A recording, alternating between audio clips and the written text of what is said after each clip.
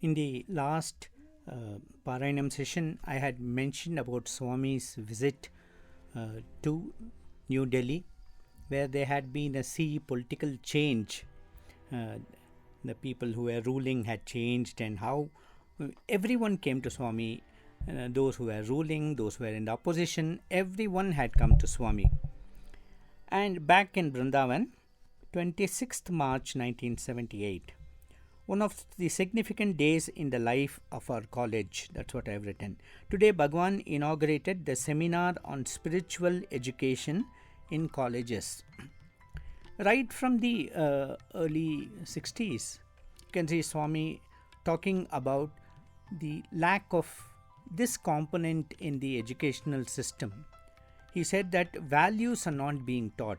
Somehow, it was felt that it was not secular to teach values. So people somehow confused religion with spirituality and felt that to teach values was not a part of the education. But whereas Swami felt that this component is the most important, because unless you make a good human being, you cannot make a good doctor, a good scientist, a good surgeon, or any a good teacher, a good politician, whatever. Swami said this value component is very, very important, and he said that introducing this into the educational sphere was very important. And that's how Swami started the summer courses in Vrindavan in 72.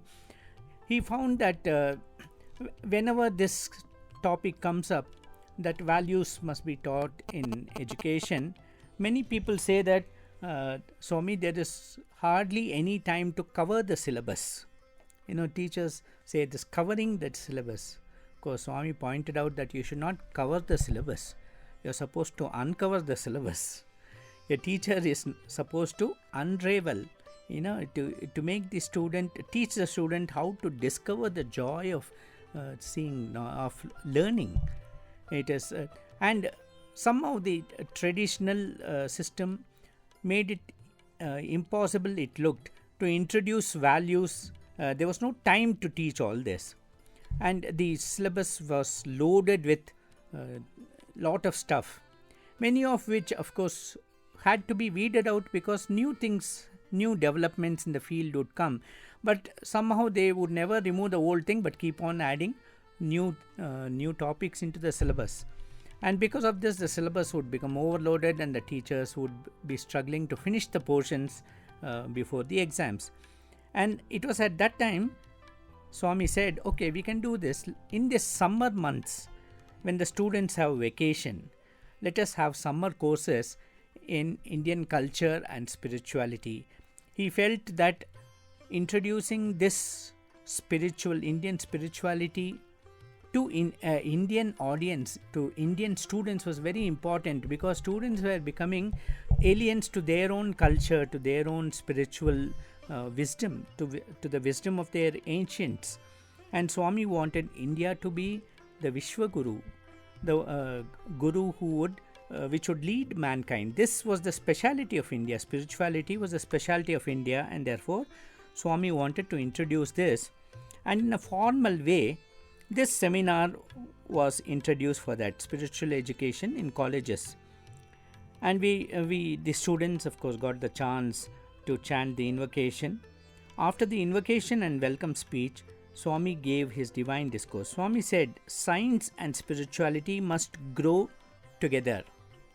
Of course, today when we look back, we see how beautifully this whole thing is done in the Swami system. Today, if you go to the super specialty hospital, you can see that there recently in the last week there was a robotic arm which was inaugurated for surgeries. So science can also be used, but science can be, provided it is used in the right direction. If the surgeon who operates it has value based education, then he will think of using this for curing the ailments of the patients. If the person who gets such specialized knowledge does not have a value orientation to his system of thinking, then he can use a robotic arm for designing a nuclear bomb. But this was the important point. Swami says science and spirituality must grow together. As Swami often tells us, science is like a C and spirituality is like a O. Spirituality consumes and subsumes science. Science is just a part of spirituality, but it does have a part. That's what Swami was telling us. He said you must learn to enjoy, but the end joy, the time when you leave the body, that time, that joy should be the real joy. The joy when you leave the body, you should leave this earth with that satisfaction that you have contributed something for human welfare, that you have done something for society, and your existence has not been in vain. Life must be light. Swami then came down, and as he moved among the college principals, many of them greeted Swami with pranams.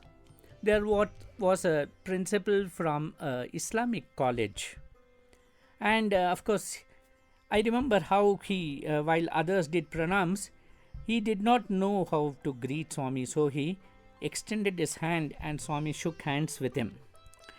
In the evening, there were principals from various colleges who spoke about their impressions, and they all expressed great joy that this component, which is sorely missing in the educational framework of our country, was being introduced, and in such a unique fashion, in such a wonderful fashion by Bhagawan. That evening, Sri R.R. Divakar gave the valedictory address, and then we had a national anthem and the program concluded. So this is what happened on that day. I'll just jump a little bit to 4th of April. A small incident which happened that day. In the morning, Swami stood in front of the boys in the portico. He suddenly posed the question, "Evaru vastaru?" Who will come with me? That's all. All the hands went up. Then Swami said, "Ekkada?" Where? In one voice, all the boys said, "Ekkada తీసుకోపోతేను వస్తాం స్వామి." Wherever you take us, we will come. అయితే కైలాసం వస్తారా? Will you come with me to Kailash? Remember, it is Lord Shiva asking this. Will you come with me to Kailash? We all were thrilled and said, "Ostam Swami." Then Swami said, "Hey, Bhadram, be careful. ఇప్పుడే ఇస్తాను, ఇప్పుడే తీసుకుపోతాను, చచ్చిపోతారు. He said you will have to give up the body to go to Kailash. Okay. We all said, "Oh, Swami, parvalet Swami. We don't mind giving up this body to follow you to Kailash." Swami smiled and said, "Atla undala Swami paina confidence. That is the kind of confidence I want you to have on me. Swami eppudu manchi place ke తీసుకోపోతారు. I will always take you only to the right place." He then told Rajmata of Navanagar, who was there nearby, "See Rajmata, see my boys. I asked them who will come to Kailash. They are ready to come there. They are not even afraid of death to follow me." And Swami was so thrilled about this, and he said, "See, this is the kind of confidence you must have in Swami. This is the kind of faith you must have in Swami. Where whatever he asks you to do, he'll only make you go in the right direction. He will lead you only in the right direction." This is what Swami said. On the 28th of March, in the morning, a chemist from Australia had come to our college, and he spoke on the topic Science and the Community. And at the end of his talk, like normally happens, there was a Q&A session, and he welcomed questions. I got up and asked him some questions. He answered them, and I felt very proud that I had asked such intelligent questions. In the evening, we had a session with Swami, and at the end of it, Swami had asked me to distribute some oranges which were there. And when he came near me, Swami said, um, very bad habit, he told me.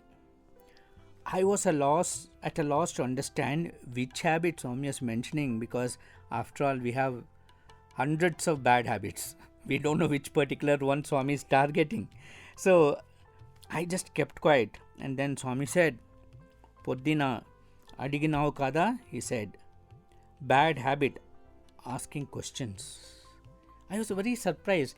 I thought, see, in the Upanishads, the seeker is always invited to ask questions. The seeker is allowed to ask questions, not only allowed, encouraged to ask questions. And here was Swami telling that bad habit, asking questions. Okay, and then Swami says, what did you ask? Then I understood that Swami was referring to that talk by that professor from Australia, a very famous professor. He was a FRS, Fellow of the Royal Society. Swami said, Mana pillalu atla cheyakodudu. Our students should not ask. What did he mean? Swami said, see, you felt very proud that you asked an intelligent question. The attitude with which you ask a question is also very important. It should not be to show off that you know something. The question must be asked in all humility. And Swami said, after all, what did he answer? See, one of the questions which I had asked was, are scientists a special community? Do they need to be treated in a special manner? And Swami said, see, that was a question which I had answered in Delhi, and this professor was present there. And I had mentioned that scientists use up so much of resources which could have been used in a proper manner. They waste a lot of resources. So they are also like ordinary human beings only. So they have more of knowledge, so they should use resources in a more frugal, in a very careful manner. That's what I had mentioned. Did he not answer the same way? Yes, Swami. Then Swami said, Chudu, when I am directly available for you to ask questions, why do you go asking here and there? So here also another very interesting aspect of this thing I thought. First thing Swami taught was the attitude with which you must ask questions. Okay. The moment Swami said this, as they say, the pie dropped. And I remembered an incident in Sai Satcharita. There was this person who was very interested in spiritual sadhana. And he goes and asks Shama, what is the sadhana Baba has taught you? And Shama keeps describing to him. When someone comes running and says, Swami is calling you, this person. So he goes to the masjid and Swami says, he is the person, he is the person. He is the one who has stolen my rags. And everyone is surprised because this man is very well to do. Why should he steal the rags? This man also says, no, Baba, I didn't steal rags. Baba says, no, you are the thief. You are stealing rags. And this man is heartbroken. And in the afternoon, Baba sends for him and ties a turban and tells him, when I am ready to give you a silk turban, why are you going around stealing rags? So the message was very clear. The Lord is available for us to approach directly. Why go to secondary sources? Always go to the primary source of knowledge. And the Lord has come down all the way as an avatar. He is accessible to us. And when he is accessible, why do you go and try to get knowledge from someone else? The Lord, who has learned from the Lord, you also have that opportunity of learning from him directly. That's why Swami used to always say, from heart to heart, from love to love, from Swami to you directly. There are no intermediaries when it comes to learning from Swami, from following Swami. Swami is always directly approachable by all of us. There is nobody who is closer to Swami or far away from Swami. Everyone is close to Swami. As Professor Kasturi says, if someone says, where is the moon? You say, it is just above that branch. Is the moon really just above the branch? No. You are just using that branch as an index to show where the moon is. The moon is thousands of miles away, both from the tree and from you. Similarly, the Lord is also far away, equally far away from you as from the others. So why should you feel that someone is closer to the Lord and you are far away from the Lord? The Lord is equally accessible to all. That is the beauty. We will end with this for today and continue in the next Parayanam session. Sai Ram.